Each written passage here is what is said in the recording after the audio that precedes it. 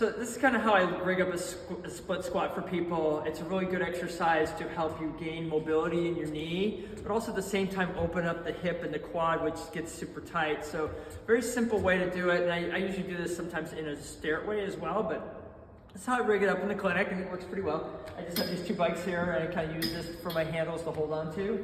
And then I put this, this 6-inch step, and then I put my my incline board on there. But you could also just have a stack and just have it straight too. But I kind of like how this feels, so this is kind of how I do it with my clients. And what I'll do is put my hands here, and I put my foot up here. And then what I'm doing is keeping myself up tall, and what I'm trying to do is then get myself further in. I'm keeping my posture up, and then I'm going to allow myself to kind of sink into that. I'm trying not to arch my back too much like this. I'm trying to make sure I kind of stay forward. I'm dropping my knee down, and I feel that stretch in the front of my quad into my hip flexor. That's probably about as far as I'd like to go.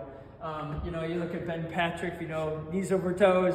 I mean, he's got this whole crazy, all the way down type of thing. This is probably too far for me to do. So you just kind of find what's best for you. You kind of lean into this and kind of keep doing these motions like this. You just go through and cycle through this, and you really feel both at the same time.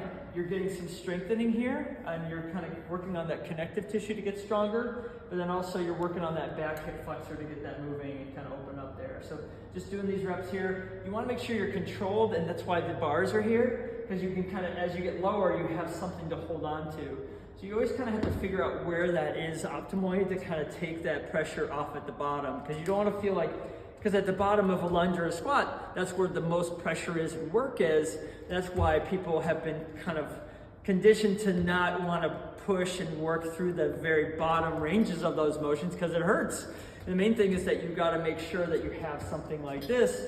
You can tell if I go from the ground, it's a lot more work and down here, but if I can bring you up, if I bring that up, it's less pressure on the knee. And so a lot of people, even if they're post-surgical or whatever, they could be up here, hold on here, and just do something like this, which is still a win. You're moving, you're getting the body, and that's essential process that we talk about all the time is to regress before you progress, right? Don't try to force it. Just do what you can do. Don't do too much. And a lot of times people see these crazy moves and they go, wow, I gotta try that. Well, obviously that's not probably gonna go well. So the main thing is can we get things where your body feels better? Just going through this, it's just a nice way to do two things at once. Working on the strengthening of this area, but also gaining mobility, but then also opening up here.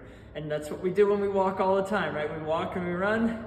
One leg goes forward, one leg goes back. We are doing some degree of this all the time. So if we can get that moving and opening up, it makes a big difference for knee pain and all sorts of other pain issues. And we just try to help that get better. And as we work on that, we see a lot of changes. So if this is something I do, give it a try.